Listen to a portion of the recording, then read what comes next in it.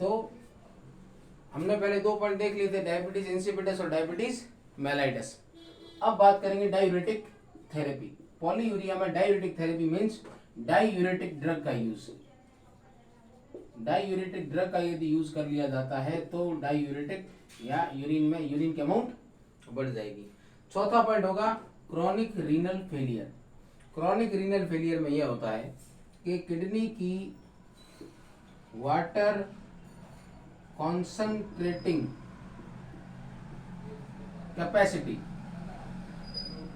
Kidney की water कॉन्संट्रेटिंग capacity, या इसे बोलूं urine concentrate urine, kidney urine को कॉन्सेंट्रेट करती है ताकि कम से कम वाटर लॉस बॉडी से हो। लेकिन रीनल फेलियर की कंडीशन में यूरिन की या किडनी की यूरिन कॉन्सेंट्रेटिंग कैपेसिटी कम हो जाती है, जिससे यूरिन के साथ वाटर भी काफी ज्यादा लॉस हो जाता है। तो ये चीज हमने देख ली पॉलीयूरिया। अब हम बात करेंगे नेक्स्ट पॉइंट हमारा ओलिगोयूरिया और एनयूरिया। तो अब दूसरे पॉइंट की तरफ चलते हैं। हमारा सेकंड पॉइंट है ओलिगोयूरिया। ओलिगोयूरिया जैसा कि मैंने आपको बता दिया कि ओलिगोयूरिया में यूरिन की अमाउंट कितनी होगी, 400 ml पर 24 आवर्स से कम। अब 400 ml पर 24 आवर्स से कम यदि यूरिन की अमाउंट है तो क्या होगा वो अब आगे देखते हैं, या किन किन कंडीशन में क्या क्या होगा वो सब अब मैं आपसे बात करता हूँ। तो ओलिगोयूरिया कब होगा, तो सबसे पहला है एक्यूट ग्लोमेरुलोनेफ्राइटिस,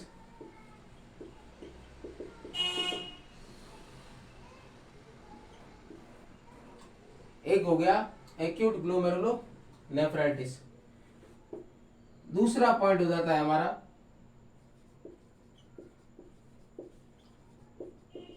डिहाइड्रेशन। तीसरा कॉन्जेस्टिव कार्डियक फेलियर। ये कुछ कंडीशन है। सबसे पहला है एक्यूट ग्लोमेरुलोनेफ्राइटिस। अब एक्यूट ग्लोमेरुलोनेफ्राइटिस में क्या होता है उसके बारे में बात करते हैं। एक्यूट ग्लोमेरुलोनेफ्राइटिस, इस कंडीशन में glomerular filtration rate,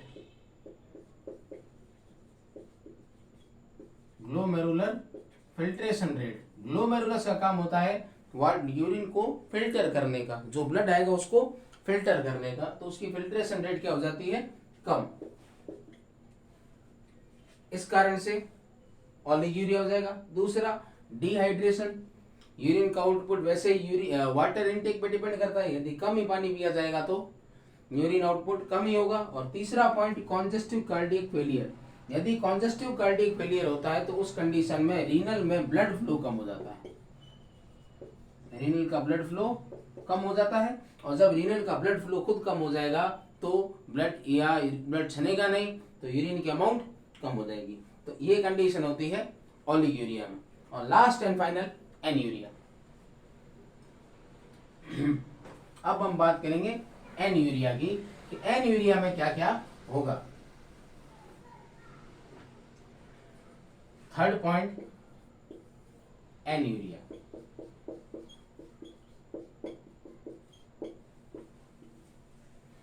एनयूरिया means urine output बंद हो चुका है, यूरिन आ ही नहीं रहा है। कितना आ रहा है, नाम मात्र का 100 ml पर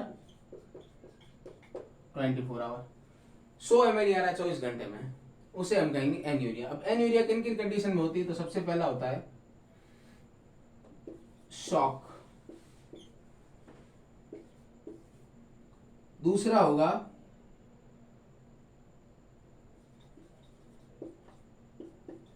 acute tubular necrosis,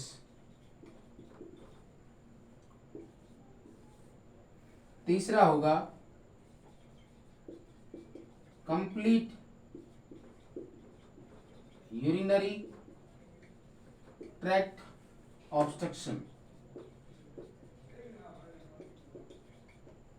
complete urinary tract obstruction, और चौथा लो ब्लड फ्लो। पहला शॉक, शॉक की कंडीशन में ये हो सकता है। दूसरा एक्यूट ट्यूबुलर नेक्रोसिस में हो सकता है। तीसरा कंप्लीट यूरिनरी ट्रैक्ट ऑब्स्ट्रक्शन में हो सकता है। और चौथा लो ब्लड फ्लो में ये हो सकता है। एक्यूट ट्यूबुलर नेक्रोसिस मतलब ट्यूब्यूल्स खत्म हो चुके हैं।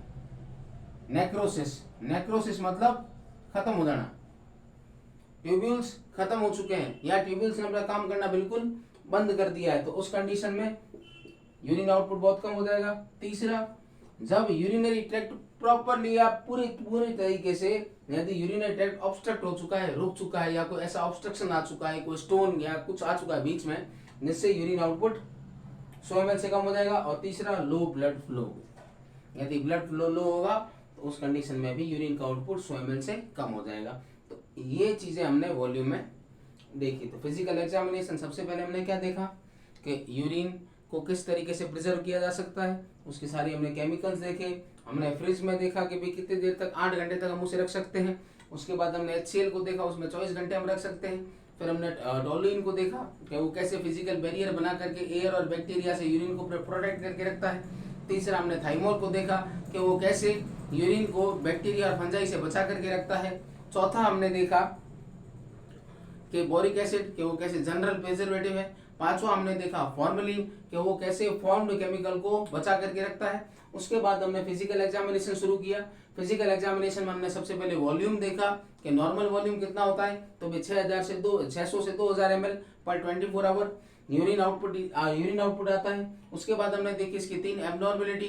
पहली एब्नॉर्मेलिटी हमने क्या देखी, पॉलीयूरिया, मींस यूरिन का आउटपुट ज्यादा होना। तो यूरिन आउटपुट कब ज्यादा होगा, तो पहला पॉइंट होगा हमारा डायबिटीज इंसिपिडस और डायबिटीज मेलाइटस।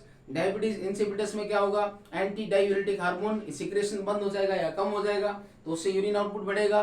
दूसरा डायबिटीज मेलाइटस, उसे कहेंगे ऑस्मेटिक डायूरेसिस। तीसरा हमने देखा डायूरेटिक थेरेपी, जिसमें डायूरेटिक ड्रग का यूज किया जा रहा है, जिससे यूरिन आउटपुट बढ़ जाएगा।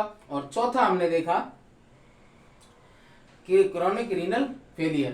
क्रोनिक रीनल फेलियर में यूरिन की किडनी की यूरिन कंसंट्रेटिंग कैपेसिटी क्या हो जाती है, कम हो जाती है, जिससे यूरिन आउटपुट बढ़ जाता है। दूसरा पॉइंट हमने देखा ओलिगुरिया। ओलिगुरिया में हमने देखा कि यूरिन आउटपुट कितना हो रहा है, तो 400 ml से कम हो रहा है प्रति 24 घंटे में। अगर 400 ml प्रति 24 घंटे से कम हो रहा है तो उसे क्या कहेंगे, ओलिगुरिया। ओलिगुरिया क्या क्या कंडीशन थी, तो भाई acute glomerulonephritis, conjunctive cardiac failure, dehydration, तो उन कंडीशन में ओलिगुरिया हो सकता है। और तीसरा हमने देखा एन्यूरिया। उस एन्यूरिया में ये कंडीशंस होती है, और एन्यूरिया में यूरिन का आउटपुट 100 ml से कम हो जाता है। उसमें क्या क्या हो सकता है, shock, acute tubular necrosis, complete urinary tract obstruction और लो ब्लड फ्लो। तो इन चीजों में यूरिन का आउटपुट कम हो जाएगा।